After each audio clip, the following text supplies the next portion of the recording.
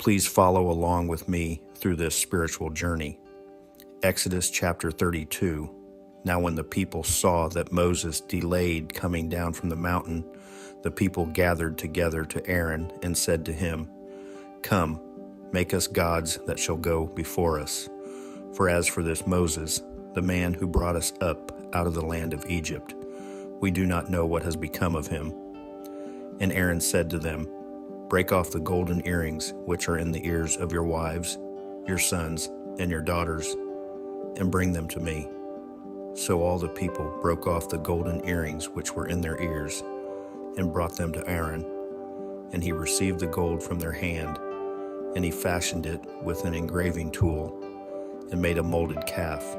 Then they said, "This is your God, O Israel, that brought you out of the land of Egypt." So when Aaron saw it, he built an altar before it. And Aaron made a proclamation and said, "Tomorrow is a feast to the Lord." Then they rose early on the next day, offered burnt offerings, and brought peace offerings. And the people sat down to eat and drink, and rose up to play. And the Lord said to Moses, "Go, get down. For your people whom you brought out of the land of Egypt have corrupted themselves. They have turned aside quickly out of the way which I commanded them. They have made themselves a molded calf, and worshipped it, and sacrificed to it, and said, 'This is your God, O Israel, that brought you out of the land of Egypt.' And the Lord said to Moses, 'I have seen this people, and indeed it is a stiff-necked people. Now therefore let me alone, that my wrath may burn hot against them, and I may consume them, and I will make of you a great nation.' Then Moses pleaded with the Lord his God, and said, 'Lord, why does your wrath burn hot against your people, whom you have brought out of the land of Egypt with great power and with a mighty hand? Why should the Egyptians speak and say, He brought them out to harm them, to kill them in the mountains, and to consume them from the face of the earth? Turn from your fierce wrath, and relent from this harm to your people. Remember Abraham, Isaac, and Israel, your servants, to whom you swore by your own self, and said to them, I will multiply your descendants as the stars of heaven, and all this land that I have spoken of I give to your descendants, and they shall inherit it forever.'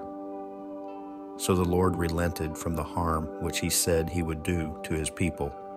And Moses turned and went down from the mountain, and the 2 tablets of the testimony were in his hand. The tablets were written on both sides. On the one side and on the other they were written. Now the tablets were the work of God, and the writing was the writing of God engraved on the tablets. And when Joshua heard the noise of the people as they shouted, he said to Moses, "There is a noise of war in the camp." But he said, "It is not the noise of the shout of victory, nor the noise of the cry of defeat, but the sound of singing I hear." So it was, as soon as he came near the camp, that he saw the calf and the dancing.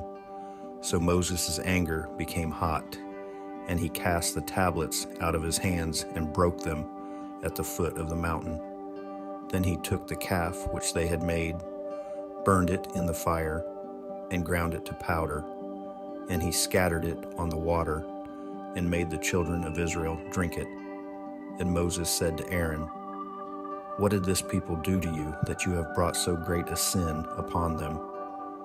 So Aaron said, "Do not let the anger of my Lord become hot. You know the people, that they are set on evil. For they said to me, 'Make us gods that shall go before us.' As for this Moses, the man who brought us out of the land of Egypt, we do not know what has become of him. And I said to them, 'Whoever has any gold, let them break it off.' So they gave it to me, and I cast it into the fire, and this calf came out. Now when Moses saw that the people were unrestrained, for Aaron had not restrained them, to their shame among their enemies, then Moses stood in the entrance of the camp, and said, 'Whoever is on the Lord's side, come to me.' And all the sons of Levi gathered themselves together to him. And he said to them, Thus says the Lord God of Israel, Let every man put his sword on his side, and go in and out from entrance to entrance throughout the camp, and let every man kill his brother, every man his companion, and every man his neighbor. So the sons of Levi did according to the word of Moses, and about 3,000 men of the people fell that day.